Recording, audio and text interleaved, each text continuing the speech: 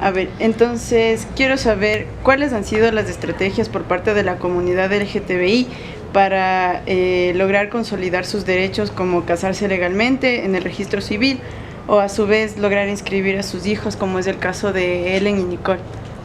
Bueno, casarnos no podemos aún, así que ese es un gran pendiente. Lo que sí es posible es la unión de hecho. La unión de hecho en teoría como una figura jurídica que garantiza los mismos derechos que el matrimonio, pero que la Constitución del 2008 se dio como una especie de palmadita en la espalda, porque, y si no lo sabes, la Constitución, todas las anteriores a la 2008, hablaba del matrimonio igualitario como el matrimonio como la unión de dos cónyuges, es decir, existía matrimonio igualitario. La lucha hubiese sido solo desde una ley secundaria.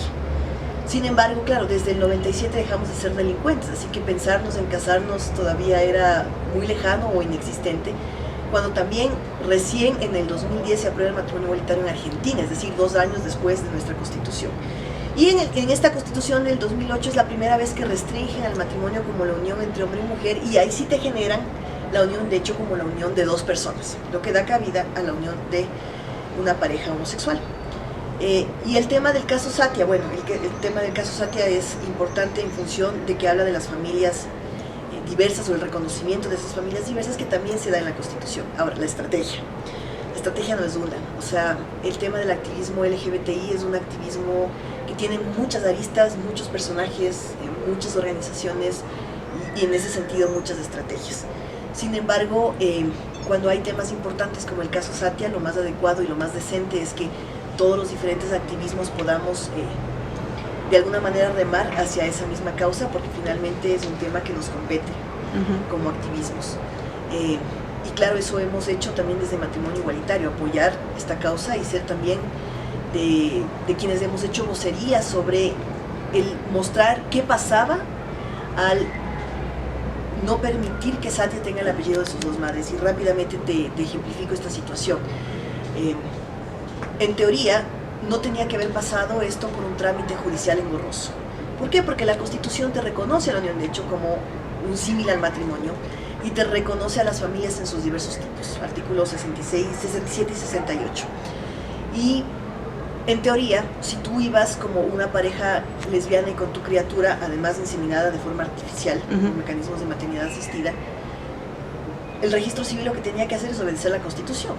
Sin embargo, no supo cómo actuar y lo que hacía es, no, si usted quiere registrarlo, que sea usted la que parió, pero usted como madre soltera además, desconociendo esa unión de hecho, en este caso de Nicole, o sea, la madre biológica con Helen, y esa decisión conjunta de ser madres. Y lo que provoca esto finalmente es una indefensión hacia la criatura, porque ¿qué pasa si la pareja se separa? Porque al ser solo Nicole, en este caso, la única vinculante jurídicamente con la criatura, Helen viene a ser nada en términos jurídicos, legales y de vinculación con la criatura. Entonces, si se separan, Nicole no podía pedir, digamos, ni pensión de alimentos, ni Helen podía pedir tampoco visitas. Exacto. Y en el caso de una muerte, digamos, de la madre biológica, el Estado lo que hubiese hecho es arrancar a esa criatura, buscar un familiar cercano de Nicole, en este caso, o de no haber, como en este caso no hay, arrancar definitivamente de ese hogar a esa criatura y someterla a un proceso de adopción donde Helen hubiera sido la última rueda del coche en esta situación.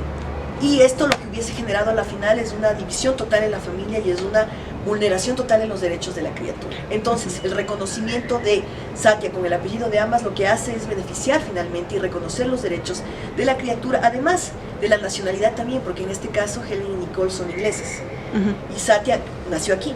Por lo tanto, tenía que existir esta nacionalidad, pero con el reconocimiento como tenía que ser, con las 2 madres. Entonces, en ese sentido, dadas tus preguntas, es cerrar con esto de que hay diferentes estrategias, todas apuntan finalmente a diferentes aristas de los derechos LGBTI. En este caso, el tema de Satia, tanto como el del matrimonio igualitario, han tenido como una misma hoja de ruta, es decir, se ha presentado un caso vívido al registro civil, se ha tenido la negativa del registro civil, se ha presentado una acción de protección, la cual ha escalado, digamos, en el tema del orden jurídico, la primera instancia, la Corte Provincial y finalmente la Corte Constitucional. En el caso de Satia, estuvo en la Corte Constitucional desde el 2012, es decir, hubo 6 años donde la Corte no se pronunció en lo absoluto y de repente, cuando el Consejo de Participación Ciudadana Transitorio genera un proceso de evaluación, deciden darnos una grata sorpresa.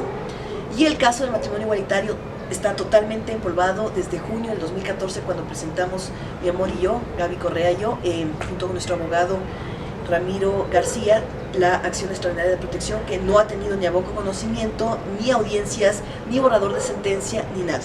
Un caso, un detalle importante es que Ruth Seni, la jueza que dio su voto en contra del caso Satia, es la jueza que lleva el caso del matrimonio igualitario.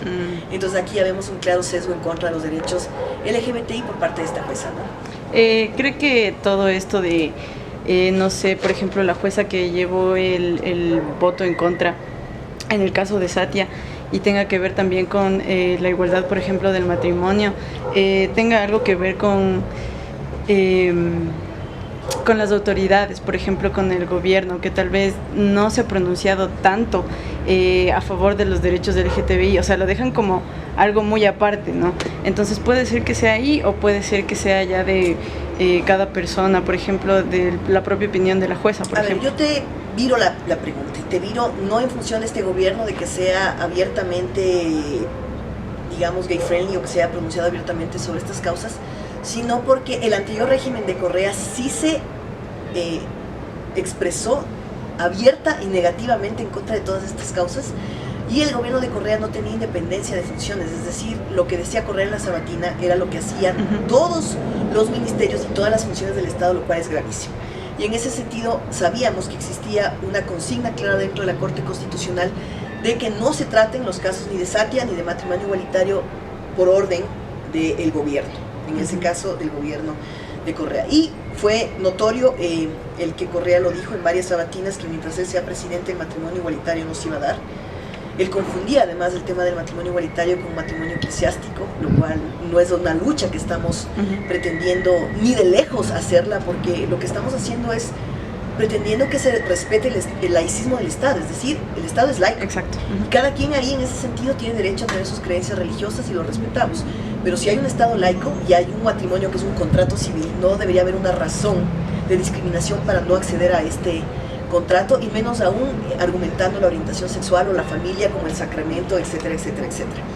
Entonces sí hubo en el gobierno de Correa una incidencia clara, una injerencia clara en el tema de obstaculizar avances de derechos importantísimos como el reconocimiento a las diferentes familias que existimos y al tema del matrimonio igualitario. Ahora bien, en el caso del gobierno de Lenin ha sido interesante, y yo la verdad lo acojo con mucha sorpresa porque no pensé que iba a ser así, el que su ambigüedad o su forma, digamos, muy pasiva de actuar ha generado un clima de libertad y ha propiciado además que existan cuestiones tan importantes como la consulta popular que genera este Consejo de Participación Ciudadana Transitorio con Julio César Trujillo a la cabeza, un personaje que inclusive ahora tiene más popularidad y más respaldo que el propio presidente Lenin, porque de alguna manera él ha hecho lo que muchas personas esperábamos que pase, que era darle una patada en el trasero al correísmo y poder sacar del escenario político personajes tan nefastos como el fiscal, como el propio defensor del puesto, porque no era del pueblo, o el Consejo de la Judicatura. Y en ese sentido también hay un proceso de evaluación que se abrió a la Corte Constitucional.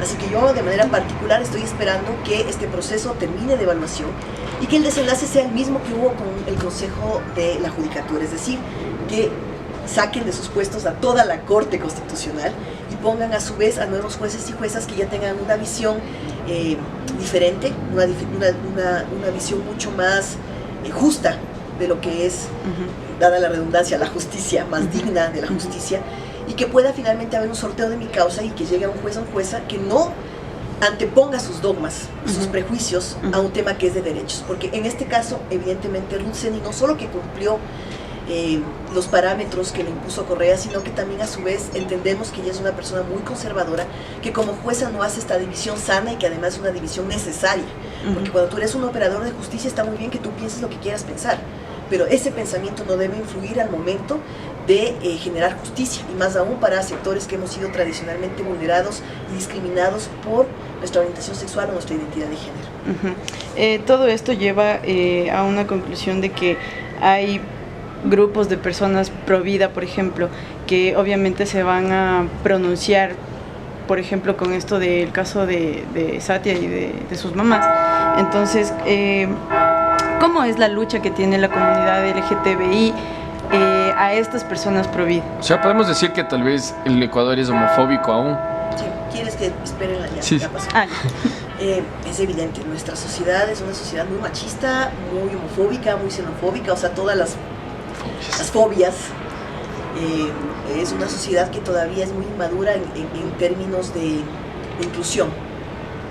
Y es lamentable, porque esto genera justamente estos retrocesos y, dicho sea de paso, la religión, sobre todo religiones judeocristianas como la católica, han hecho mucho daño, porque se han convertido en los principales obstaculizadores de los avances de nuestros derechos. E inclusive también vemos la reacción ciudadana. También hay muy claras excepciones y también entendemos que hay jóvenes también que están viendo esto con mucha más naturalidad, normalidad, y que inclusive se han apropiado de estos temas y que ven en nosotros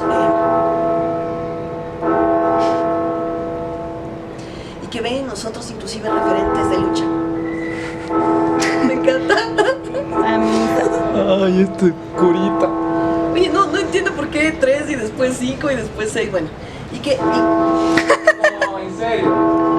¿Ves? O sea, cuando digo que la Iglesia Católica está en contra de sí, nosotros, es literal. eso es Diosito.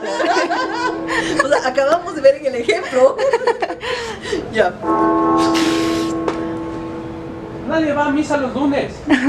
¿Ya? Ya, creo que ya. Ya. Bueno, y que, volviendo al tema de los jóvenes, y que han visto en nosotros, de alguna manera, referentes también de lucha en términos de LGBTI. Por eso, inclusive, tenemos espacios tan lindos como estas entrevistas, porque son jóvenes que se interesan en estas temáticas. Y creo que eso es importante resaltar.